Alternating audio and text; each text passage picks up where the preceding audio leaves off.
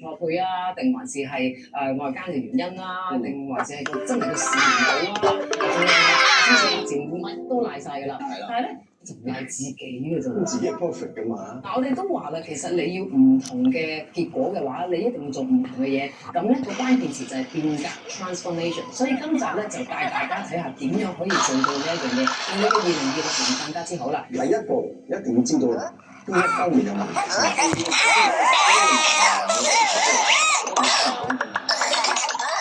至少一年你自己都可以改嘅。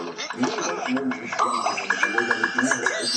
另外一個情況咧都好常見嘅，就係父母已經睇小朋友。呢個最慘，因為好多父母就認為咧，邊一個係最好嘅？其實你做你自己，你應該知道你嘅仔或者你嘅性格係點先。呢個係一件事。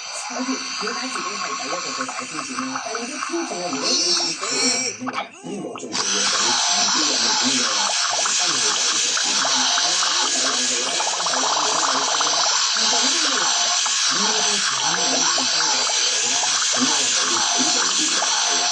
有兩個方法嘅，好多人咧就追財星嘅，因為財星係舒服嘅。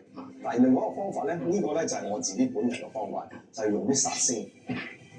用殺星係啊，因為佢咧令到你更加積極去改變啊嘛。因為你唔殺上身啊，你點會去改變咧？你根本好舒服啊。懶人咧就要用殺星。咁具體幾個例子，例如咧，好似你三碧星啊，三碧星係一個比較有暴力嘅一個賴神嘅星嚟嘅，係一個暴力嘅星，因為都會俾人睇到，會俾人攻擊你。咁可能會激勵到你嘅。咁你知道喺流年嘅花水度咧有星星㗎嘛？其中一個呢個三碧星就係世界你記住啦，咁嘅星即係即係你放啲壞嘢喺度啦，即係你嘅仔女會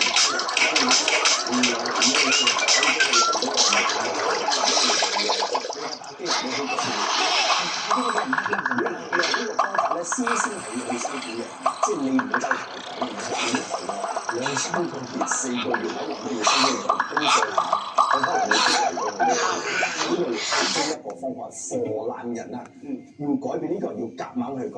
嗱，有啲人如果你係本身係好比較自卑啲嗰啲，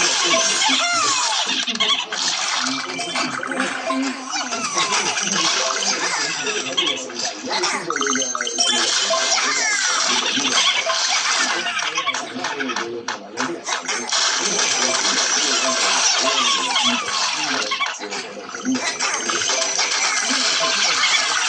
未辛苦不如你嘅過年啊嘛。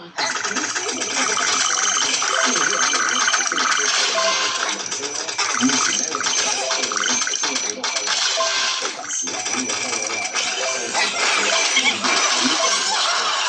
就好似咧個中華文化咁樣啦，其中一個傳統咧就係舞獅嘅。